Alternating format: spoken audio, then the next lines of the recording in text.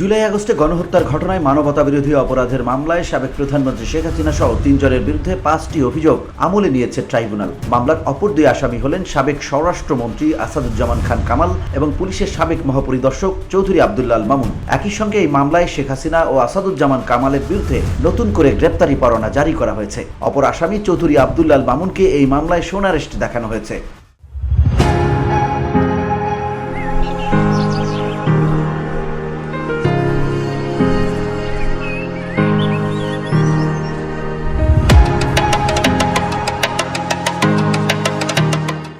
রোববার আন্তর্জাতিক অপরাধ ট্রাইব্যুনালের চেয়ারম্যান বিচারপতি মোহাম্মদ গোলাম মর্তুজা মজুমদারের নেতৃত্বে ৩ সদস্যের ট্রাইব্যুনাল এ আদেশ দেয়। এদিন সকালে জুলাই আগস্টে গণঅভ্যুত্থানে সংগঠিত মানবতাবিরোধী অপরাধের অভিযোগে ক্ষমতাচ্যুত সাবেক প্রধানমন্ত্রী শেখ হাসিনার বিরুদ্ধে আন্তর্জাতিক অপরাধ ট্রাইব্যুনালে আনুষ্ঠানিক অভিযোগ দাখিল করা হয়। এই বিচার কাজ বিটিভির মাধ্যমে সরাসরি সম্প্রচার করা হয়।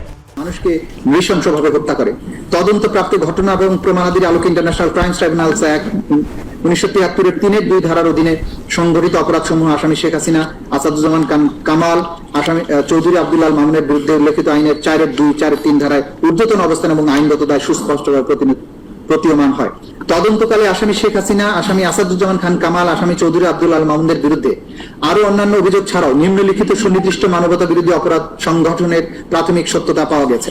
সুনির্দিষ্ট অপরাধ 1, 14 জুলাই 2024 খ্রিস্টাব্দে গণভবনে আয়োজিত সংবাদ সম্মেলনে আসামি শেখ হাসিনার উস্কানিমূলক বক্তব্য প্রদান, এর প্রেক্ষিতে আসাদুজ্জামান খান কামাল, আসামি চৌধুরী আব্দুল্লাহ আল মামুন সহ তৎকালীন সরকারের অন্যান্য ঊর্ধ্বতন কর্তৃপক্ষের প্ররোচনা, সহায়তা, সম্পৃক্ততা, তাদের অধীনস্থ নিয়ন্ত্রণাধীন আইন শৃঙ্খলা বাহিনীর সদস্য, সশস্ত্র আওয়ামী সন্ত্রাসী কর্তৃক ব্যাপক মাত্রায় এবং পদ্ধতিগতভাবে নিরীহ নিরস্ত্র ছাত্র জনতার উপর আক্রমণের অংশ হিসেবে murder, attempt to murder, torture, inhuman acts করার অপরাধ সমূহ সংগঠনের প্ররোচনা, অ্যাবেটমেন্ট, উস্কানি, সহায়তা, সম্পৃক্ততা, অপরাধ সংগঠন প্রতিরোধে ব্যর্থতা, অপরাধ সংগঠনের জন্য দায়ী ব্যক্তিদের শাস্তি প্রদান না করা, ফেইলিয়ার টু পানিশ, এবং ষড়যন্ত্র করার অপরাধ যা আসামিদের জ্ঞাতসারে সংগঠিত।